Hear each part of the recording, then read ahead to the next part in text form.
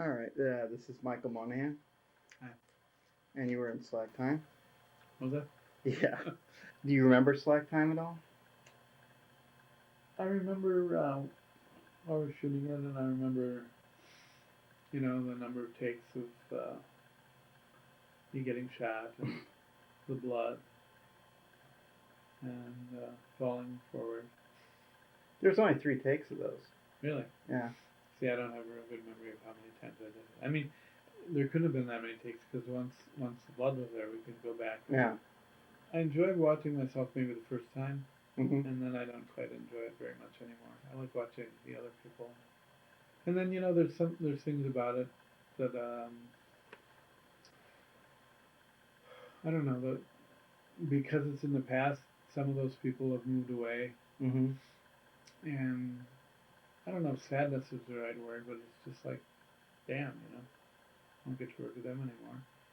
and I mean, like Dave is retired from filmmaking, hasn't he? Yeah, Right. he's raising a family. Yeah. So so there's that, and then was Dave the guy that wore that really weird wig? Yes. Yes. That was so bizarre.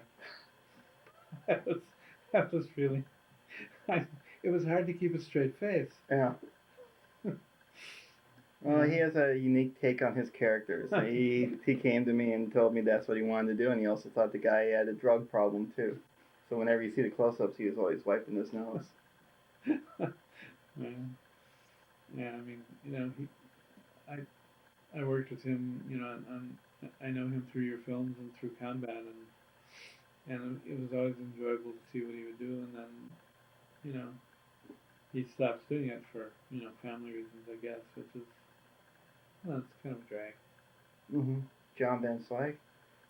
Well, I've known John a long time, Mhm. and what I don't understand about John, it's not that I don't understand it about John, it's what I don't understand about you. It's why John is always having these sex scenes with these beautiful women. That was only in Disembodied, I believe. really? Yeah. Well, Well, him and Naomi had kind of like a heavy petting scene in Disembodied. I mean, in Dirty Job too, but it wasn't just it wasn't about the sex. It was more yeah. about the seduction. Although John, the character John, was always hitting on her in the movie, Yeah. So, but I like John a lot. I like John. I love his wife. I met his wife actually when I was directing a plays for First Stage. She was in the costumes, making costumes. So they're real, and I think I knew them before they were even dating, and now they're married and they have a child, Mhm. and that was pretty interesting to know people and then see them as a As a couple couple. and really like them and see how that changed them. I knew John better than I knew his wife, but I thought it changed him actually for the better. I mean, there's no big flaw with John, No. but it just seemed that Well, he seems happier yeah, now. exactly, because he did. Sometimes he was fun to joke around with stuff, but you're right. He seems much happier. Yeah. Robert Kennedy. oh, Robert. yeah, Robert is maybe the most versatile actor I've ever seen. Which is saying a lot. I guess there's a lot, but I mean, I've Robert's. I've seen Robert a lot through combat and your Mhm. work, and then he's in the Oh, I've seen him do a lot of stage work too. yeah. Yeah. He's just an amazing guy, which is weird. I mean, he just can do almost anything you tell him to do. Mhm. And it's always him, and yet it's really never him. Mhm. His characters are all very different and one from the other, and they're pretty much different from his as a person. Yeah. And then there's a certain really weird quality about him in person, and I don't mean that in a negative way. Very entertaining. Naomi. Well, I mean, I only know Naomi through the time I spent in in your film, Mhm. and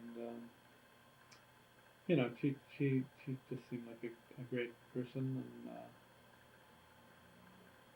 and of course, very easy on the eyes.